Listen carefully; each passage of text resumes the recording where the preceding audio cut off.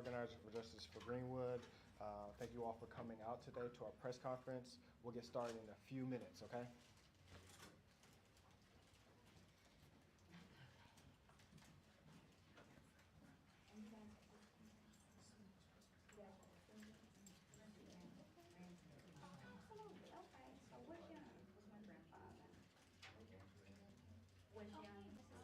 I just want to let you guys know I'm with DJ 44 for this press conference.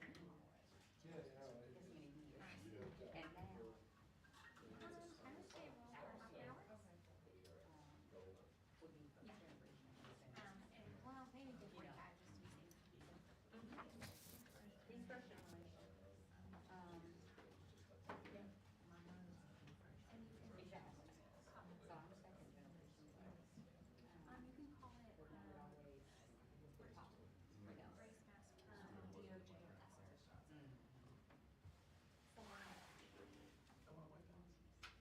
I did. I know we're doing that too. Okay. Do you see me? Am I up? Good. DJ.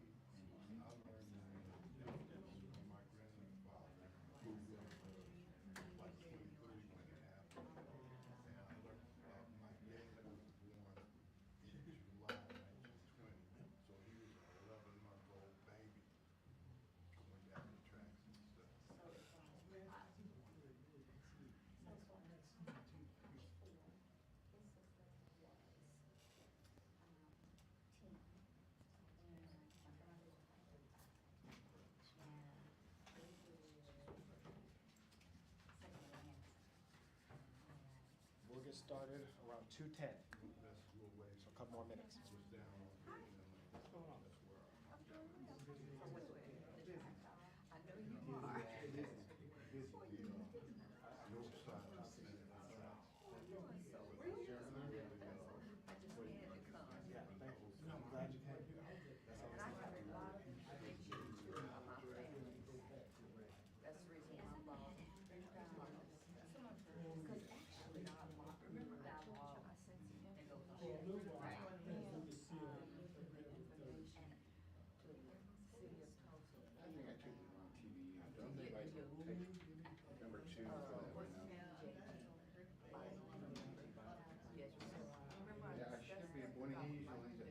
Well, I didn't hear anything.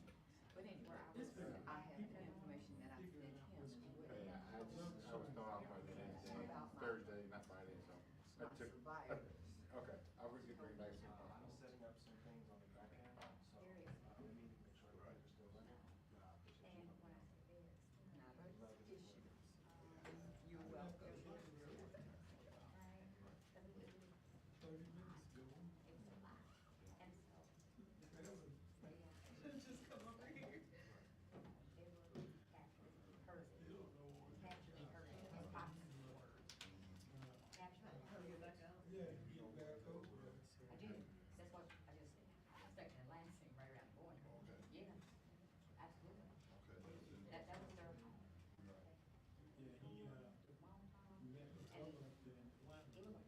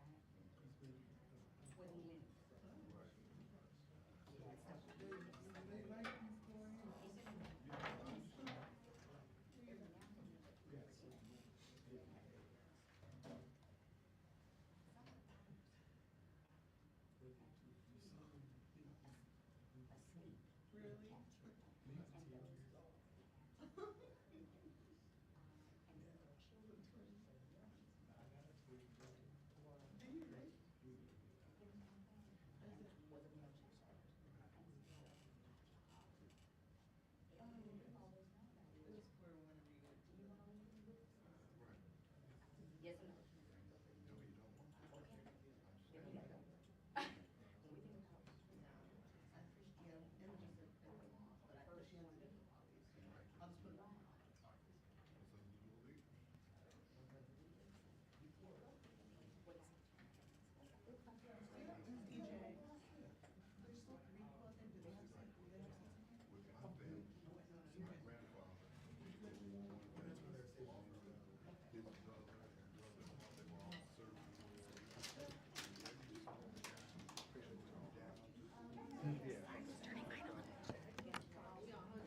Oh, okay, thank you. I forgot about that, yeah.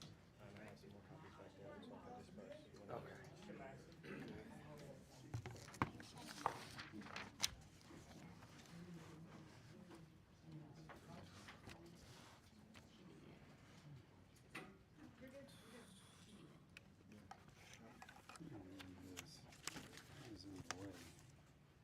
Excuse me, sorry.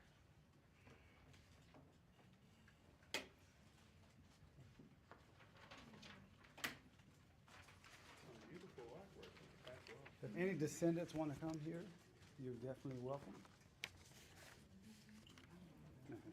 All right.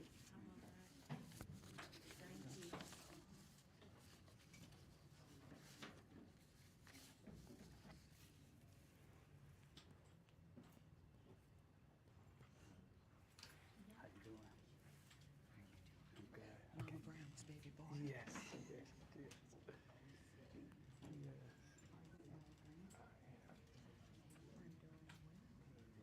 Take your time. Okay, sit down. You want a chair? Bring a chair over. So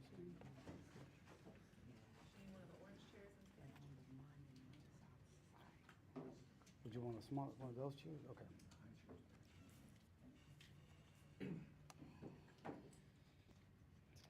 All right, well, good afternoon.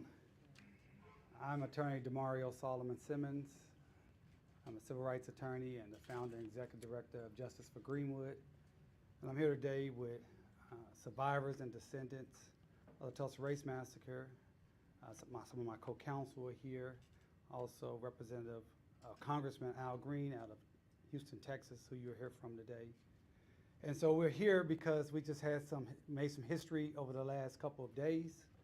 For the first time in 103 years, the Department of Justice, United States Department of Justice, came to Tulsa in relation to the Tulsa Race Massacre.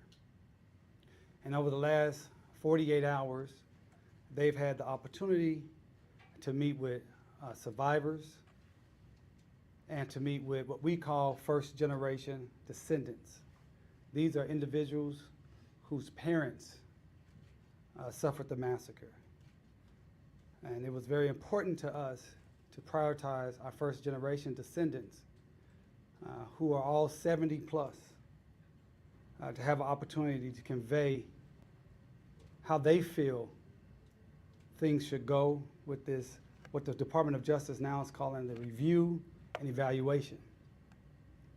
They also had an opportunity to meet with 3 of the members of the 1997 Tulsa Race Riot Commission.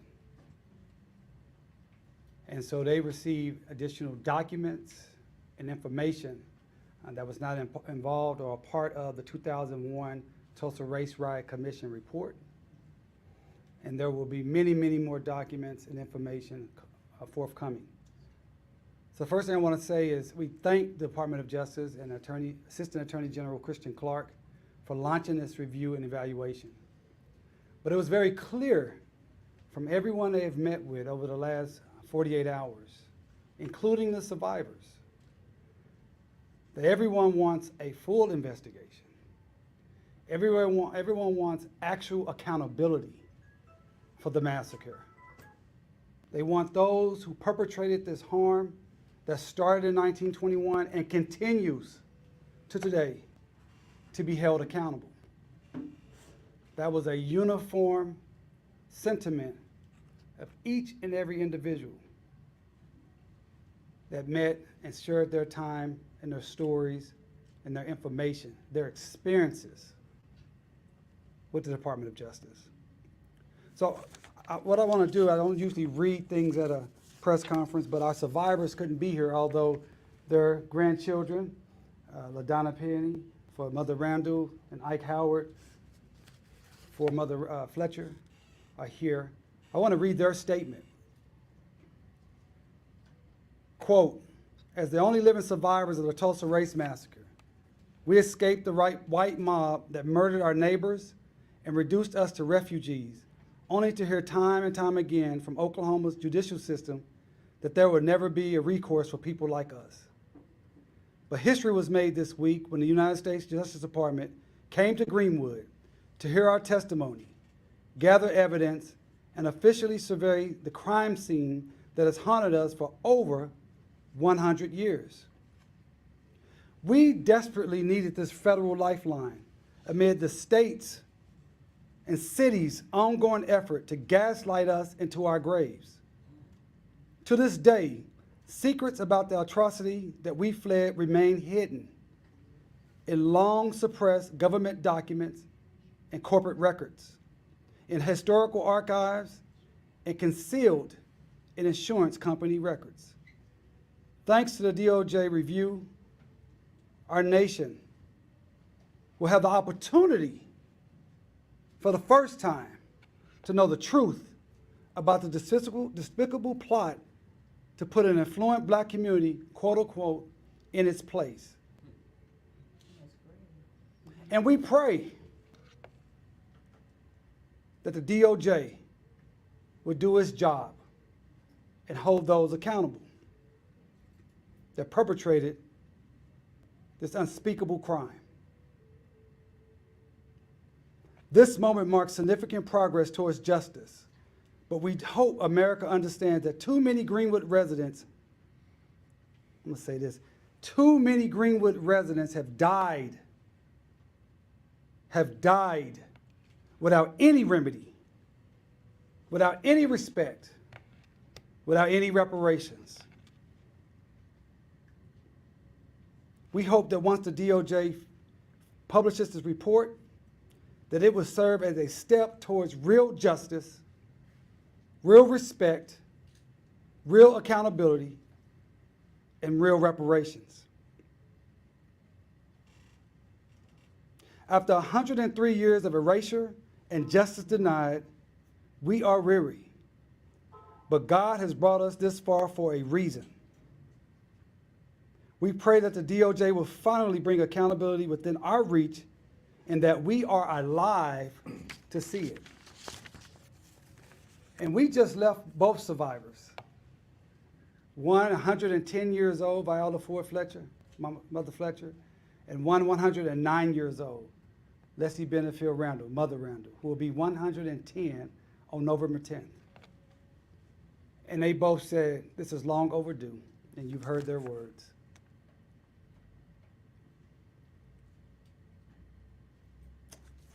This has been an emotional couple of days for all of us involved, as people recount the stories, the experiences, the trauma. Because it's not just about property. It's not just about businesses. It's not just about churches. It's real people. People's grandparents, people's grandparents, people's parents, people's parents that suffered the massacre. And so I invite anyone, particularly descendants, but anyone, if you have information that you believe can move this process forward with the Department of Justice, to reach out to us at Justice for Greenwood. You can email us at DOJ@JusticeForGreenwood. That is DOJ@JusticeForGreenwood. If you have information, documents, stories, names, any information that you think should be in front of the Department of Justice, please reach out. Right now, the Department of Justice has a timeline to have their report done by the end of the year, this year. So it's not a very long time. So we need you to act now, to come forward. If you have information about your family members that you want to be shared, come forward. Contact us at Justice for Greenwood. The DOJ will be back in town probably next month, and we want to make sure that anyone that has credible information can get that information in front of them.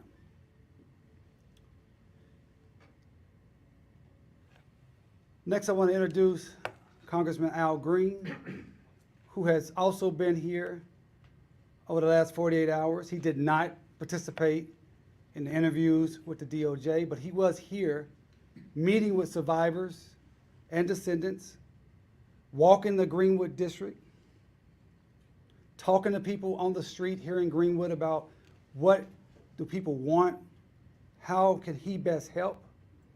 And we've had a lot of visitors over the last 4 or 5 years come to Greenwood, a lot of visitors from around the nation, a lot of supporters from around the nation, done a lot of great things for Justice for Greenwood and for the Greenwood community.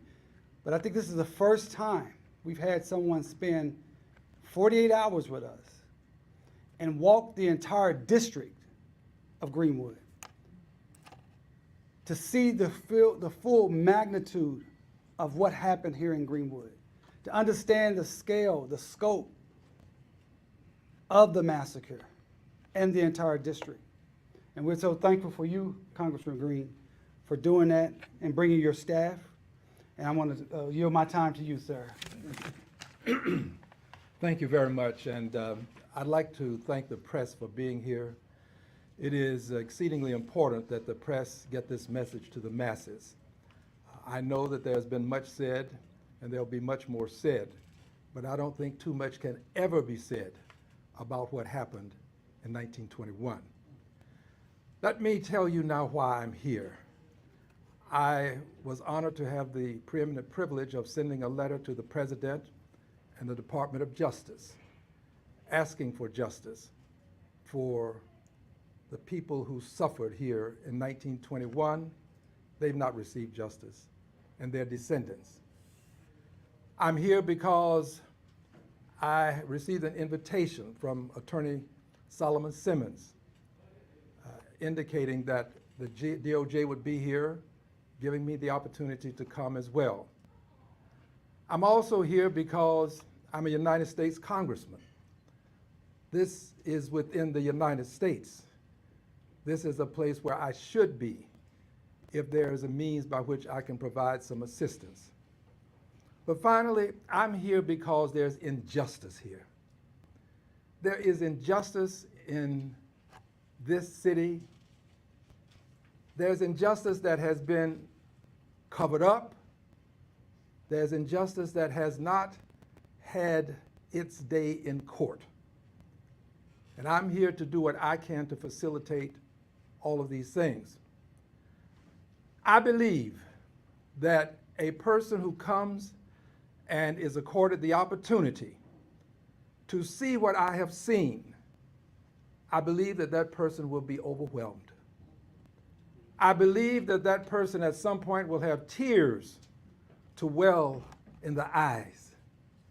When you hear the stories, when you can hear what the chief called to my attention, when you can go to the places that I've gone and see what is there now and what was there in 1921, and then see the day after the event took place or sometime thereafter, to actually see what the 35 blocks that were once a thriving community, to see what it looked like after it had been literally obliterated.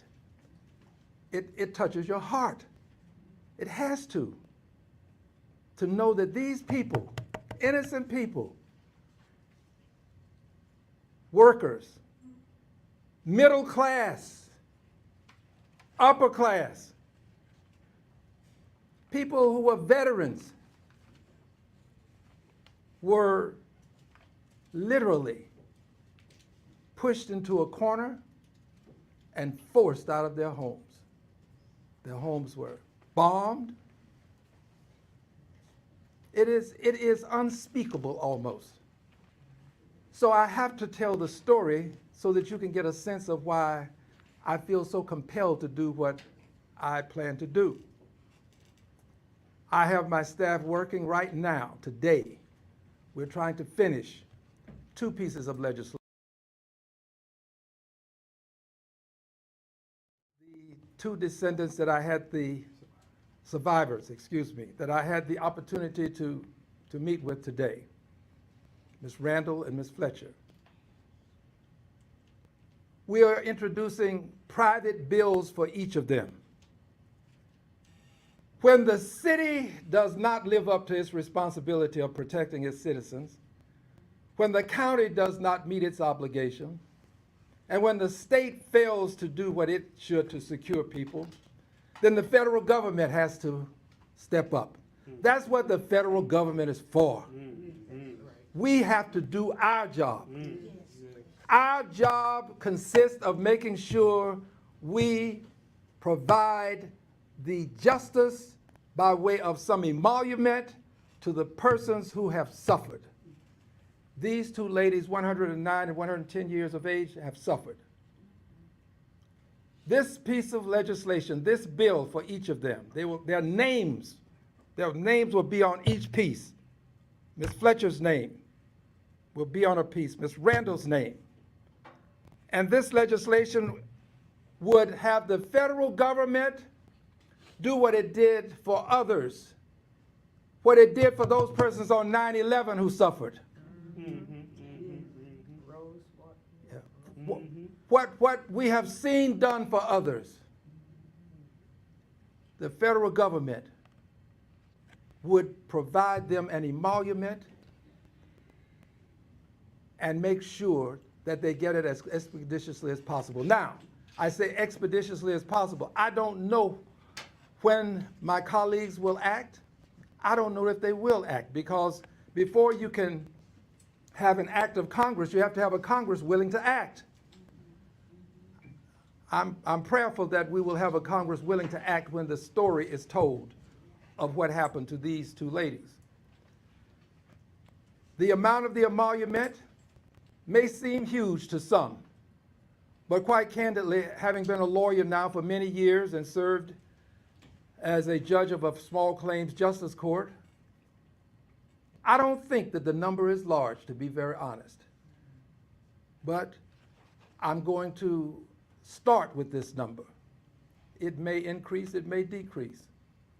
But I just think that $10 million apiece is not too much. I really don't think it's too much. I just believe that there ought to be some punitive damages along with compensatory damages. Another $10 million. This is what the legislation will call for. I quite frankly don't think it's enough. I don't know that we can ever pay them enough for what they've suffered over the years. There'll be a third piece of legislation to address all of the others who are not named in these two pieces.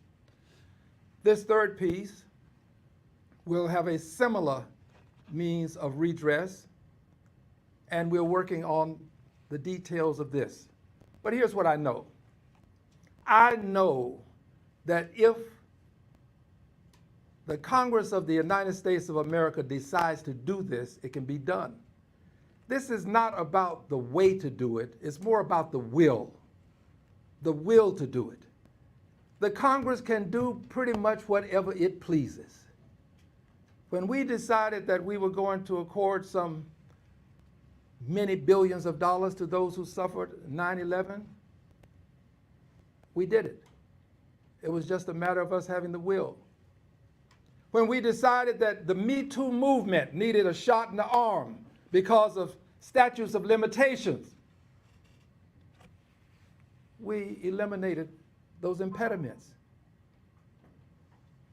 When we found our Jewish brothers and sisters in harm's way, we assisted them. We have gone so far as to work with other countries to make sure that they receive reparations, and they should receive reparations for what happened to them. I would say to you, what happened here is no exception to the need to give persons reparations for harm suffered under extreme circumstances. I believe that what we have done to help others, we should do for those who were American citizens. American citizens. Yes, sir. Yes, sir. Some things bear repeating. American citizens. They deserve to be afforded justice. We will not stop. As long as I have a breath of air within me, I plan to continue to help Attorney Miller and Attorney Solomon Simmons to bring justice to this cause. So I leave you with this. I know why this was done. Persons of African ancestry were brought here for 4 reasons.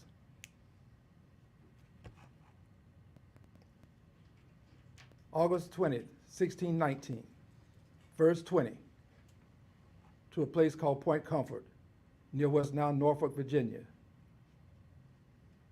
4 reasons. To be a permanent, it was their desire that I be enslaved. It wasn't to end, it was to continue forever. Identifiable, color of skin, not character within. Permanent, identifiable, subservient, always stay in your place, never speak up for yourself, accept whatever is meted out. In fact, Judge Taney indicated to my ancestors that they had no rights that a white man had to respect. Permanent, identifiable, subservient. Here's a mistake a good many people make, Attorney Solomon Simmons. A good many people make the mistake of thinking that it was a class, of people that they were forced into. It wasn't a class, it was a caste. Class is socioeconomic. You can move in and out of a class. A caste, you are born into.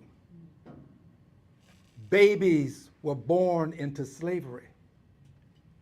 Babies grew up in slavery, enslaved. Babies died. It lasted for 246 years, my dear friends. 246 years. Thank God for Abraham Lincoln. 246 years. Could have gone on more. Then you had almost another 100 years of convict leasing. Thereafter, you had lawful invidious discrimination in the form of segregation, which is another way of saying racism. Lawful.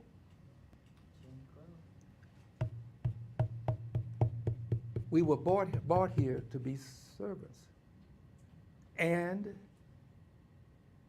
to this day, the problem that we had on day one, we still have. And that problem, among many, is access to capital. Access to capital, money. Access to capital. I sit on the Financial Services Committee under the leadership of the Honorable Maxine Waters. I was the chair of Oversight and Investigation Subcommittee. We brought in the big banks, insurance companies. We found about how they participated by and through their predecessor institutions. They participated in this institution of slavery.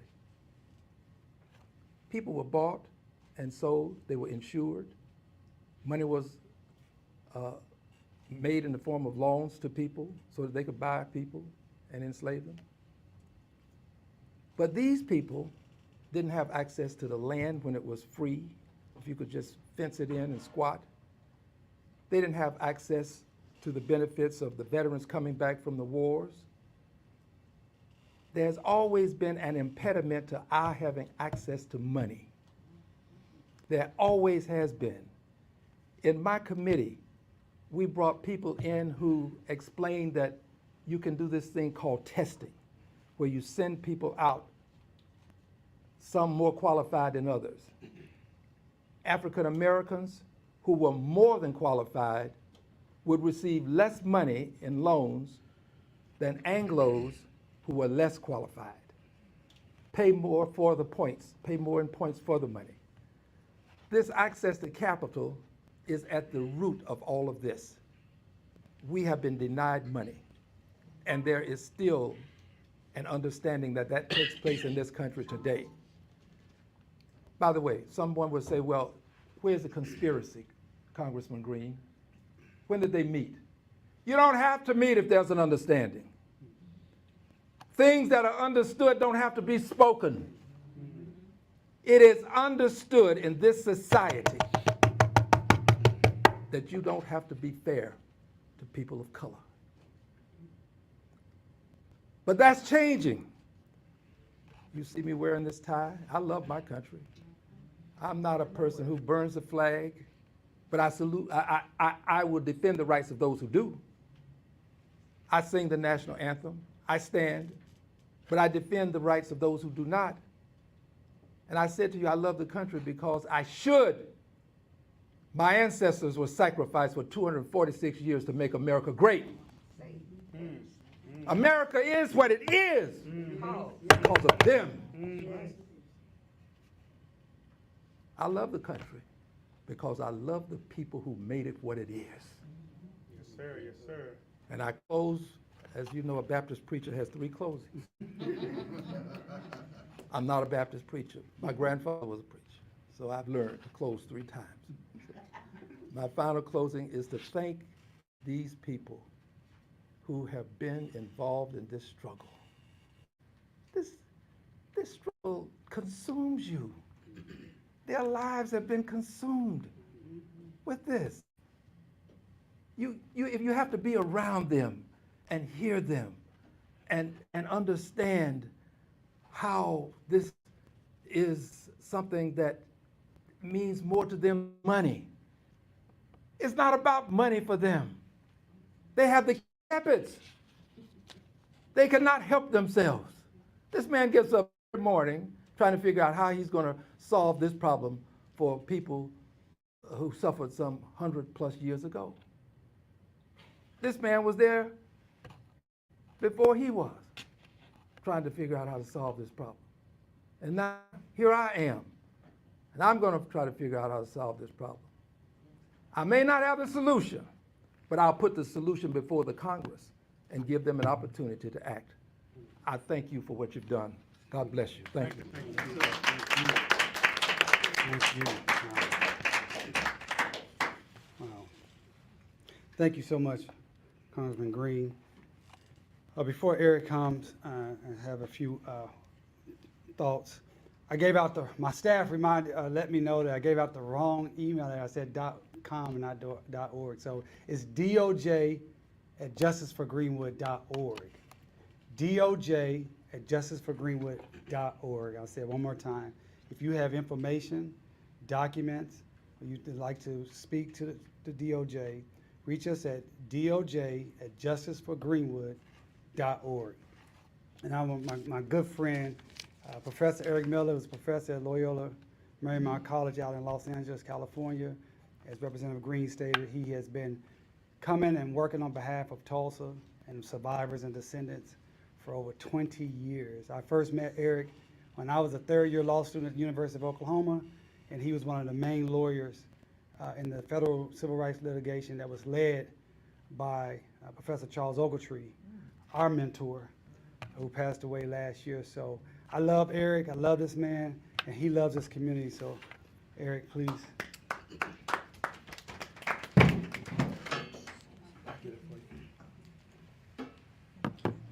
So I am going to be fairly short. I just want to say what a privilege and an honor it has been to participate with the survivors and descendants and hear their histories and narratives. We've learned, as we always do, something new every time we speak to people who have direct or their parents have had direct experience of the massacre. As always, we've had an overwhelming response from the Black community in Tulsa, but we're also asking for a response from the white community in Tulsa. So we know that there are plenty of you out there in the white community who might have in your attic or on your mantelpiece pictures or a diary or some piece of memorabilia that dates back to the Tulsa Race Massacre of 1921. Or maybe your granddaddy or your great uncle told you something about what happened on that terrible night and the following day, or the days and months after that.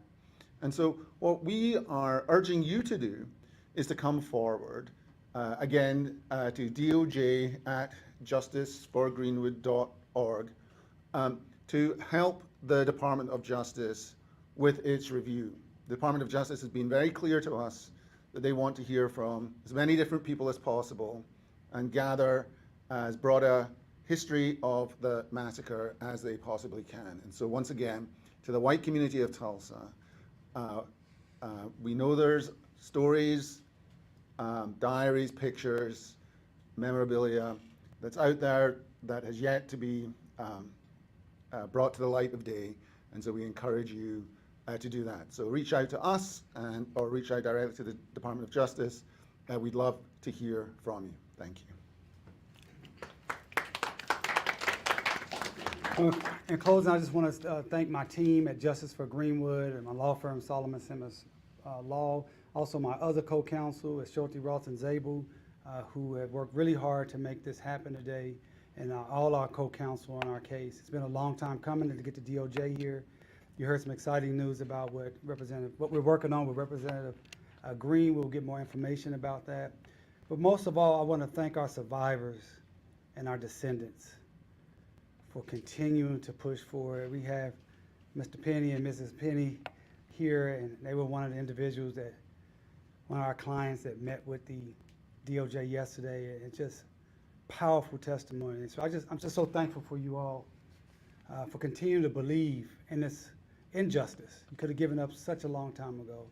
And so continue to look for more information from Justice for Greenwood on this issue. We're going to keep everyone informed. And again, if you have any information, any documents, please reach out at doj@justiceforgreenwood.org. Thank you. What, at the end of the DOJ,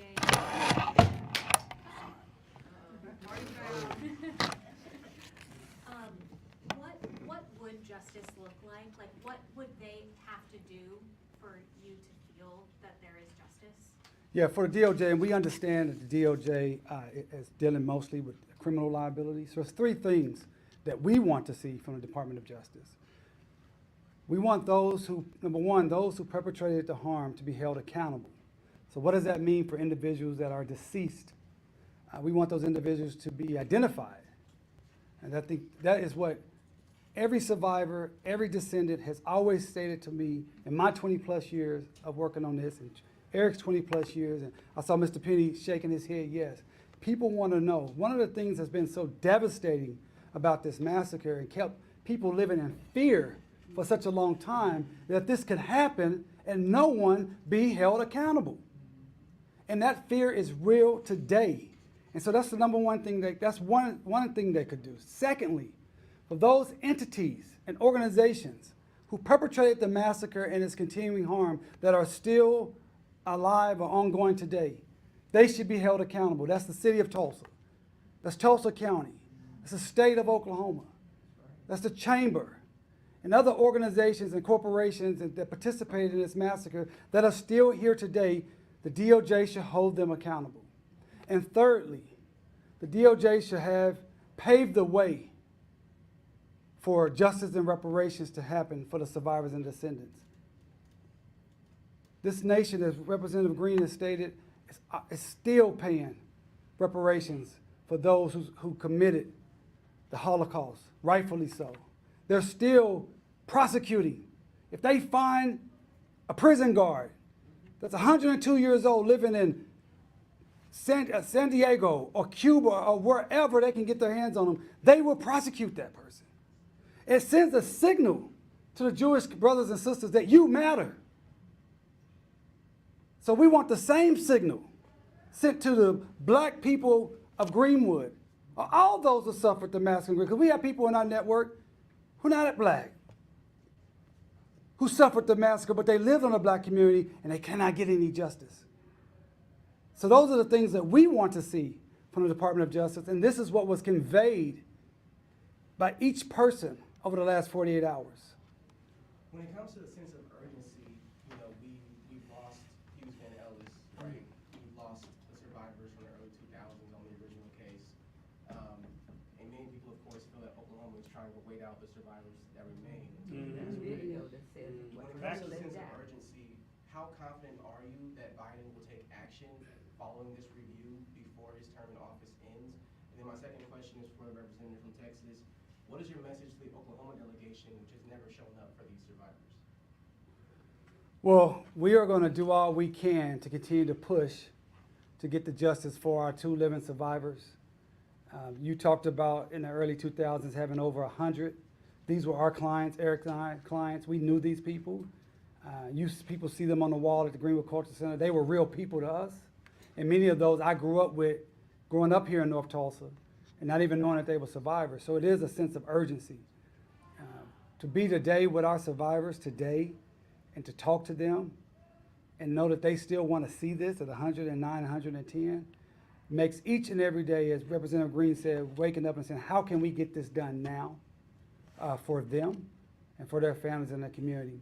As far as President Biden, we're going to continue to make the ask and do what we can. I like what hopefully the new President of the United States, Kamala Harris, she said, we fight, we win. We're going to continue to fight, and we're going to continue to believe we're going to win. Thank you for your question. I would ask not only the colleagues that I have here, but the colleagues in Congress to sign on to the legislation that can make a difference. That legislation can make a difference in the lives of these two ladies, but it can also, this third piece, make a difference in the lives of the aggregate of people. I think it's good legislation, and I hope that they'll sign on to it. Just one announcement, Ms. Randall is going to be celebrating her 110th birthday next month. I have already instructed my staff to fly a flag over the Capitol of the United States of America to honor her for her 110 years of fighting. She's been fighting all of her life for this, and I think that that's the least that we can do. This country owes her a flag at minimum, but we want to get more than a flag, obviously. Thank you. So the city's basically saying, you know, we want to thank the Department of Justice for stepping in, helping us with our investigation, kind of just taking credit for everything that has been going on, but yet, you know, you've always called them out for, you know, their lack of effort and trying to come to justice. What would you say to that? Well, I would just point back to when our litigation was dismissed, that the mayor said he was elated or happy that these survivors wouldn't see justice. And so I think that speaks volumes of what the city really thinks about these survivors and descendants. So our hope is to continue to push the DOJ to make sure things are done correctly, particularly as we are literally digging bodies out of the ground and identifying people for the first time in 103 years. But again, I would point back to Mayor Bynum's, their statement that they were elated and happy that these families will not see justice from the judicial system of Oklahoma. Descendant of 1921 Tulsa Race Massacre wanted to know, why is it so hard to get justice if there's so much proof proving eyewitness accounts of what really happened? Hey, this is America, you know, we have to fight through so many odds, obstacles, and opposition. And unfortunately, that is what my grandma used to call the black tax. And that's part of it. And it's unfortunate, but it's a reality. The good news is that we have people still fighting and people still working, and they're getting younger and younger. And we're going to continue to make sure that that history is known. And we've been very blessed here in Tulsa over the last 4 or 5 years to continue to get new partners like Representative Green and so many others who are standing with us, who are listening and hoping to see justice. So we're going to continue to do what we can with all that we can, as much as we can. And as a follow-up, we've got another question from press who's watching this online. What does this DOJ review mean? Does the DOJ plan to use subpoenas? There's also there's a report to be issued by the end of the year, which is only 2 months' time. Is it realistic to actually expect that this will lead to meaningful change? You have to really direct that to the DOJ. I think that was something that was discussed by the survivors and descendants over the last 48 hours. You know, what would this really mean? Hoping this is not pro forma or just performative in nature. But I think you have to really ask them about whatever resources that they're putting towards it. We thank them for being here the last 48 hours. But our goal is we want a true investigation, we want true accountability, and we want the perpetrators to be held accountable. Thank you. How many people were here? Two. Two. And how long were they here? Or are they still here? I'm not sure.